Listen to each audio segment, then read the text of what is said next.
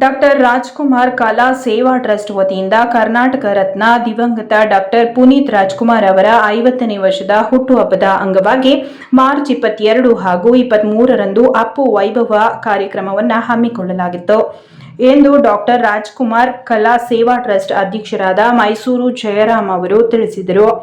ಕರ್ನಾಟಕ ರತ್ನ ದಿವಂಗತ ಡಾಕ್ಟರ್ ಪುನೀತ್ ರಾಜ್ಕುಮಾರ್ ಅವರ 50ನೇ ವರ್ಷದ ಹುಟ್ಟುಹಬ್ಬದ ಅಂಗವಾಗಿ ಮಾರ್ಚ್ 22ರಂದು ಅಪ್ಪು ವೈಭವ ಕಾರ್ಯಕ್ರಮವನ್ನು ಉದ್ಘಾಟಿಸಿದ್ದರು. ಈ ಕಾರ್ಯಕ್ರಮದಲ್ಲಿ ಜೂನಿಯರ್ ಪುನೀತ್ ರಾಜ್ಕುಮಾರ್ ಮುಖ್ಯ ಅತಿಥಿಗಳಾಗಿ ಭಾಗವಹಿಸಿದ್ದರು. ಅಷ್ಟೇ ಅಲ್ಲದೆ ಅಂದು ರಾಜವಂಶದ ಚಿತ್ರಗೀತೆಗಳನ್ನು ಸಂಗೀತ ಸಂಜೆ ಹೆಸರಿನಲ್ಲಿ ಹಮ್ಮಿಕೊಳ್ಳಲಾಗಿತ್ತು ಹಾಗೂ ಮಾರ್ಚ್ 23ರಂದು ಉಚಿತ ಕಣ್ಣಿನ ಶಸ್ತ್ರಚಿಕಿತ್ಸಾ ಶಿಬಿರವನ್ನು ಹಮ್ಮಿಕೊಳ್ಳಲಾಗಿತ್ತು. ಸಾಕಷ್ಟು ಜನರು ಆ ಕಾರ್ಯಕ್ರಮದಲ್ಲಿ ಭಾಗಿಯಾಗಿದ್ದರು. ಅಂದು ಬೆಳಗ್ಗೆ ಗನ್ಹೌಸ್ ವೃತ್ತದಿಂದ ಆಟೋಗಳಲ್ಲಿ ಪುನೀತ್ ರಾಜ್ಕುಮಾರ್ ಅವರು ಅಭಿನಯಿಸಿದ ಎಲ್ಲ ಚಿತ್ರಗಳ ನಕ್ಷತ್ರಗಳನ್ನು ಜಗನ್ಮೋಹನ ಅರಮನೆಯ ಮೆರವಣಿಗೆಯ ಮೂಲಕ ಪ್ರದರ್ಶಿಸಲಾಯಿತು. ಮೂಡ ಅಧ್ಯಕ್ಷ ಎಚ್.ವಿ. ರಾಜೀವ್ ಅವರು ಉದ್ಘಾಟಿಸಿದರು. ನಂತರ ಜಗನ್ಮೋಹನ ಅರಮನೆಯಲ್ಲಿ ವೇದಿಕೆ ಕಾರ್ಯಕ್ರಮವನ್ನು KS. Devaprakash GLN convention hall ಮಾಲೀಕರು ಉದ್ಘಾಟಿಸಿದರು. ಇದೇ ವೇಳೆ ಕಾರ್ಯಕ್ರಮದಲ್ಲಿ ಡಾಕ್ಟರ್ ಕಾರ್ತಿಕ್ ಉಡುಪ, ನಟ ಶೇಖರ್, ಮಾಜಿ ಶಾಸಕ ಎಸ್. ಬಾಲರಾಜ್, ಹೋಟೆಲ್ ಮಾಲೀಕರ ಸಂಘದ ಅಧ್ಯಕ್ಷರಾದ ನಾರಾಯಣಗೌಡ, ಕನ್ನಡ ಪ್ರಭಾ ಪತ್ರಿಕೆಯ ಕಾರ್ಯನಿರ್ವಾಹಕ ಅಂಶಿ ಪ್ರಸನ್ನಕುಮಾರ್ ಸೇರಿದಂತೆ ಅಭಿಮಾನಿಗಳು ಕಾರ್ಯಕ್ರಮದಲ್ಲಿ ಉಪಸ್ಥಿತರಿದ್ದರು.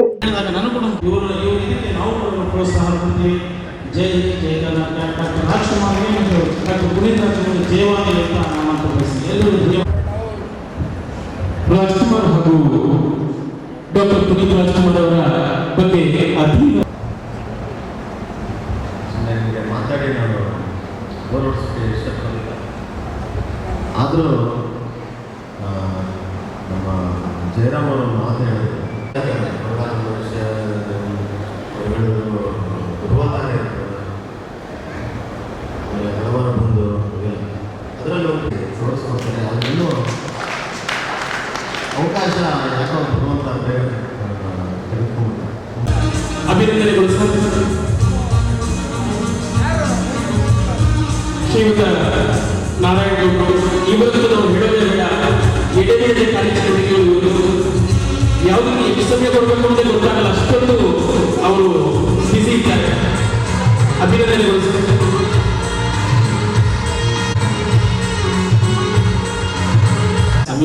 ಸಮಯ ಕೊಟ್ಟು ಬಂದಿರ ಭಾಳ ಸಂತೋಷ ತಂದಿದೆ. ರಾಜ್ಕುಮಾರ್ ಅವರ ಚಲನಚಿತ್ರ 100% ನೋಡಿದ್ದೇನೆ ನಾನು. ಕೆಲವೊಂದು ಚಿತ್ರಗಳನ್ನ ಸುಮಾರು 4 ಬಾರಿ 5 ಬಾರಿ ನೋಡಿದ್ದೀನಿ. ಅದರಲ್ಲೂ ಕೂಡ ಬಂಗಾರದ ಮನುಷ್ಯ ಸುಮಾರು ಒಂದು 18 ಸಲ ನೋಡಿರ್ಬೋದು.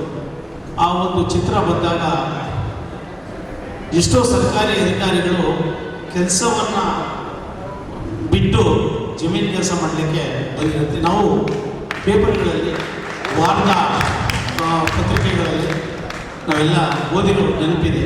ಸಾಕಷ್ಟು ಜನ ಅಂತ ಬಂಗಾರದ ಮನುಷ್ಯ ಈ ಥರನೇ ದುಡಿಬೋದು ಅಂತ ಅನ್ನೋದು ತೋರಿಸ್ಕೊಟ್ರು ಒಂದು ರೈತರಿಗೆ ಅನ್ನೋದು ಒಂದು ವಿಶೇಷ.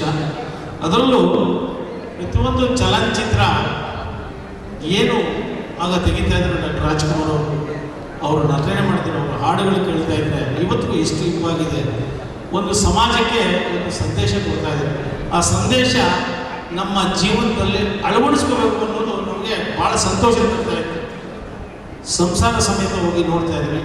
ಅದರಂತೆ ಅವರ ಪುತ್ರ ಡಾಕ್ಟರ್ ಪುನೀತ್ ರಾಜ್ಕುಮಾರ್ ಅವರು ಕೂಡ ಭಾಳಷ್ಟು ಈಗಿನ ಜನರಿಗೆ ಸಂದರ್ಭಕ್ಕೆ ತಕ್ಕಂತೆ ಯಂಗ್ ಜನ್ರೇಷನ್ಗೆ ಯಾವ ಥರ ಬೇಕು ಆ ಥರ ಅವರು ಹಲವಾರು ಚಿತ್ರಗಳನ್ನ ನಟನೆ ಮಾಡಿದ್ದಾರೆ.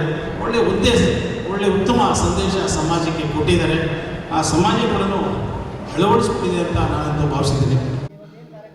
ನಾಡಿನ ಸಮಸ್ತ ಕನ್ನಡಿಗರಿಗೆ ಡಾಕ್ಟರ್ ರಾಜ್ಕುಮಾರ್ ಕಲಾ ಸೇವಾ ಟ್ರಸ್ಟ್ ವತಿಯಿಂದ 50ನೇ ವರ್ಷದ ಪುನೀತ್ ರಾಜ್ಕುಮಾರ್ ಅವರ 50ನೇ ವರ್ಷದ ಜನ್ಮ ಜಯಂತಿಯ ಶುಭಾಶಯಗಳನ್ನ ತಿಳಿಸೋಕ್ಕೆ ಇಷ್ಟಪಡ್ತೀನಿ. 17ನೇ ತಾರೀಕು ಅವರ ಜನ್ಮದಿನ 50ನೇ ವರ್ಷಕ್ಕೆ ನಾವು ಆ ದಿನ ಕಾರ್ಯಕ್ರಮ ಎಲ್ಲ ಕಡೆ ಕರ್ನಾಟಕದಾದ್ಯಂತ ಮೂಲೆ ಮೂಲೆಗಳಲ್ಲೂ ಎಲ್ಲ ನಗರಗಳಲ್ಲೂ ಎಲ್ಲ ಜಿಲ್ಲೆಗಳಲ್ಲೂ ಅವರ ಹುಟ್ಟುಹಬ್ಬದ ಸಂಭ್ರಮಾಚರಣೆ ಇದ್ದದ್ದರಿಂದ ನಾವು ಒಂದು ವಾರ ಮುಂದಕ್ಕೆ ಹಾಕ್ಕೊಂಡು 22, 23 ನಿನ್ನೆ ಇವತ್ತು ಕಾರ್ಯಕ್ರಮನ ನಿಗದಿ ಮಾಡಿಕೊಂಡು ಕಾರ್ಯಕ್ರಮ ಆಯೋಜನೆ ಮಾಡಿದ್ವಿ. ನಿನ್ನೆ ಬೆಳಿಗ್ಗೆ ಮೆರವಣಿಗೆ ಇದ್ದಿದ್ದಾಗ ಮೆರವಣಿಗೆ ಇತ್ತು. ಆದರೆ ಕರ್ನಾಟಕ ಬಂದು ಸಡನ್ನಾಗಿ ಆಗಿದ್ದ ಕಾರಣ ಆ ಮೆರವಣಿಗೆಯನ್ನು ಇವತ್ತು 23ನೇ ತಾರೀಕು ನಿಗದಿ ಮಾಡಿಕೊಂಡು ಇವತ್ತು ಬೆಳಗ್ಗೆ ಅದ್ಧೂರಿಯಾಗಿ ಮೆರವಣಿಗೆ ಆಯಿತು. ಹಾಗೆ ಇವತ್ತು ಜಗನ್ಮೋಹನ್ ಪ್ಯಾಲೇಸಲ್ಲೇ ಬೆಳಗ್ಗೆ 8 ಗಂಟೆಯಿಂದ ಮಧ್ಯಾಹ್ನ 1:30 ತನಕ ಕಣ್ಣಿನ ತಪಾಸಣಾ ಶಿಬಿರ. ಆ ಶಿಬಿರದಲ್ಲಿ ಸುಮಾರು 250ಕ್ಕೂ ಹೆಚ್ಚು ಕಣ್ಣಿನ ಸಮಸ್ಯೆ ಇದ್ದಂಥ ರೋಗಿಗಳು ಇವತ್ತು ಪಾಲ್ಗೊಂಡಿದ್ದರು. ಅದರಲ್ಲಿ 25ಕ್ಕೂ ಹೆಚ್ಚು ರೋಗಿಗಳು ಶಸ್ತ್ರಚಿಕಿತ್ಸೆಗೆ ಒಳಪಟ್ಟಿದ್ದಾರೆ. ಅವರನ್ನು ಇವತ್ತು ಮಧ್ಯಾಹ್ನವೇ ಕೊಯಮತ್ತೂರಿನ ಕಣ್ಣಿನ ಆಸ್ಪತ್ರೆ, ಅರವಿಂದ ಕಣ್ಣಿನ ಆಸ್ಪತ್ರೆಗೆ ಕರೆದುಕೊಂಡು ಹೋಗಲಾಗಿದೆ. ನಾಳೆ ಅವರಿಗೆ ಕಣ್ಣಿನ ಶಸ್ತ್ರಚಿಕಿತ್ಸೆ, ನಾಳಿದ್ದು ಅಂದರೆ 25ನೇ ತಾರೀಕು ಅವರು ಮತ್ತೆ ಮರಳಿ ಮೈಸೂರಿಗೆ ಬರ್ತಾರೆ. ಈ ದಿನ ವಿಶೇಷ ಕಾರ್ಯಕ್ರಮ ಸಂಗೀತ ಸಂಜೆ. ಪೂರ್ಣಿಮಾ ರಾಮ್ಕುಮಾರ್ ಅವರು ಇನ್ನೇನು ಕೆಲವೇ ನಿಮಿಷಗಳಲ್ಲಿ ಆಗಮಿಸಲಿದ್ದಾರೆ ಕಾರ್ಯಕ್ರಮಕ್ಕೆ. ವಿಶೇಷವಾಗಿ ನೃತ್ಯಗಾರರು, ಹಾಗೆ ಜೂನಿಯರ್ ಪುನೀತ್ ರಾಜ್ಕುಮಾರ್, ಹಾಗೆ ನಮ್ಮ ಮೈಸೂರಿನ ಹಿನ್ನೆಲೆ ಗಾಯಕರುಗಳು, ಕೋಗಿಲೆಗಳು, ಅವರು ಸಹ ಇಲ್ಲಿ ಗಾಯನ ಮಾಡಲಿದ್ದಾರೆ. ಹೆಚ್ಚೆಚ್ಚು ಗಾಯಕರುಗಳು ಇವತ್ತು ಕಾರ್ಯಕ್ರಮದಲ್ಲಿ, ಸಂಗೀತ ಸಂಜೆ ಕಾರ್ಯಕ್ರಮದಲ್ಲಿ ಗಾಯನ ಮಾಡಲಿದ್ದಾರೆ. ಒಳ್ಳೆಯ ಸಂತೋಷ ಕಾರ್ಯಕ್ರಮ ನಡೀತಿರೋದು. ಈ ಸಲ ಏನಂತ ಕಾಣಿಸ್ತು ಅಂತಂದರೆ, ಈ ಚಾಮುಂಡೇಶ್ವರಿ ಹಬ್ಬಗಳು ಬಂದಾಗ ಶುಕ್ರವಾರ, ಕಡೆ ಆಷಾಢ ಶುಕ್ರವಾರ ಬಂದಾಗ 1ನೇ ವಾರ, 2ನೇ ವಾರ, 3ನೇ ವಾರ, 4ನೇ ವಾರ ಎಲ್ಲ ಏರಿಯಾಗಳಲ್ಲೂ ಚಾಮುಂಡೇಶ್ವರಿಯ ಪೂಜೆ ಮಾಡಿ ಅನ್ನದಾನ ಮಾಡ್ತಾ ಇದ್ದಿದ್ದನ್ನು ನಾವು ನೋಡ್ತಾ ಬಂದಿದ್ವಿ. ಅದು ಇವತ್ತು ಅಪ್ಪುರವರ ಹುಟ್ಟುಹಬ್ಬದ ದಿನ ಅದನ್ನೇ ನಾವು ಇಲ್ಲಿ ನೋಡ್ತಾ ಇರೋದು ಬಹಳ ಸಂತೋಷ. ಎಲ್ಲಿ ಇಂಥ ಕಡೆ ಇಲ್ಲ ಅನ್ನೋಂಗಿಲ್ಲ, ಎಲ್ಲ ಕಡೆ ಅನ್ನದಾನ, ಎಲ್ಲ ಕಡೆ ಪೂಜೆ, ಸಂಭ್ರಮಾಚರಣೆ, ಬಹಳ ಸಂತೋಷ. ಅವ್ರು ನಿಜವಾಗ್ಲೂ ಅಣ್ಣವರ ಮಗನಾಗಿ ಹುಟ್ಟಿದ್ದಕ್ಕೆ ಸಾರ್ಥಕ ಆಯಿತು. ಏಕೆಂದರೆ ಅಣ್ಣವರ ಮಾರ್ಗದರ್ಶನ, ಅವರ ಸರಳ ವ್ಯಕ್ತಿತ್ವ, ನಡೆ ನುಡಿ, ಅದನ್ನು ತುಂಬ ಹೃದಯಪೂರ್ವಕವಾಗಿ ಪಾಲಿಸ್ಕೊಂಡು ಬಂದಂಥ ವ್ಯಕ್ತಿ ಯಾರು ಇದ್ದರೆ ಅದನ್ನು ಪುನೀತ್ ರಾಜ್ಕುಮಾರ್ ಅವ್ರ ಮನೇಲಿ. ಹಾಗಾಗಿ ಬಹಳ ಒಳ್ಳೆಯ ಸಂಭ್ರಮಾಚರಣೆ. ಮುಂದೇನೂ ಈ ರೀತಿ ಕಾರ್ಯಕ್ರಮಗಳು ಮೈಸೂರಿನಲ್ಲಿ ಜರುಗ್ತದೆ. ನಮಸ್ತೆ. ಇಷ್ಟೊತ್ತು ಸರ್ ಹೇಳಿದ್ದಾರೆ, ಜಯರಾಮ್ ಸರು. ನಿಜ ಹೇಳಬೇಕಂದ್ರೆ ಅವ್ರ ಜೀವನ ಮತ್ತು ಜೀವನ ರಾಜ್ಕುಮಾರ್ ಫ್ಯಾಮಿಲಿಗೆ ಮುಡುಪಾಗಿಟ್ಟಿದ್ದಾರೆ ಅಂತ ಹೇಳ್ಬೋದು. ನಾನು ಸುಮಾರು 16 ವರ್ಷದಿಂದ ಹಾಡ್ತಿದ್ದೀನಿ. ನಾನು ಕಂಡಂತೆ ಅವ್ರು ಏನೇ ಅಡೆತಡೆಗಳಿದ್ರೂ ಕೂಡ, ಅವ್ರು ಏನೇ ಪ್ರಾಬ್ಲಮ್ ಇದ್ದರೂ ಕೂಡ ಅವರು ರಾಜ್ಕುಮಾರ್, ಪುನೀತ್ ರಾಜ್ಕುಮಾರ್, ರಾಜ್ಕುಮಾರ್ ಫ್ಯಾಮಿಲಿದು ಇವೆಂಟ್ಗಳು ಮಾಡ್ತಾನೆ ಇರ್ತಾರೆ. ತುಂಬ ಖುಷಿ ಆಗುತ್ತೆ. ಮತ್ತು ಪುನೀತ್ ರಾಜ್ಕುಮಾರ್ದು 50ನೇ ವರ್ಷದ ಹುಟ್ಟಿದಬ್ಬಕ್ಕೋಸ್ಕರ ಈ ಕಾರ್ಯಕ್ರಮ ಹಮ್ಮಿಕೊಂಡಿದ್ದಾರೆ. ನಮಗೆಲ್ಲ, ನಾನು ಅವ್ರ ದೊಡ್ಡ ಫ್ಯಾನು ಪುನೀತ್ ರಾಜ್ಕುಮಾರ್ಗೆ. ನಮಗೆಲ್ಲ ಹಾಡೋಕ್ಕೆ ಅವಕಾಶ ಕೊಟ್ಟಿದ್ದಾರೆ. ನಿಜವಾಗ್ಲೂ ಖುಷಿ ಆಗುತ್ತೆ. ದೇವರು ಅವರಿಗೆ ಹೀಗೇ ಆಯುಷ್ಯ ಆರೋಗ್ಯ ಕೊಟ್ಟು ಕಾಪಾಡಲಿ ಅಂತ ಕೇಳ್ಕೊಡ್ತೀನಿ. ಸರ್, ಪುನೀತ್ ರಾಜ್ಕುಮಾರ್ ಅವರ 50ನೇ ವರ್ಷದ ಅಂಗವಾಗಿ ದೊಡ್ಡ ಮಟ್ಟದ ಕಾರ್ಯಕ್ರಮನ ಹಮ್ಮಿಕೊಂಡಿದ್ವಿ. ಏನಪ್ಪ ಅಂತ ಹೇಳಿದ್ರೆ, ಅವರು ಮಾಡಿರೋಂಥ ಕೆಲಸಗಳು ಶಾಶ್ವತ ಉಳಿಬೇಕು.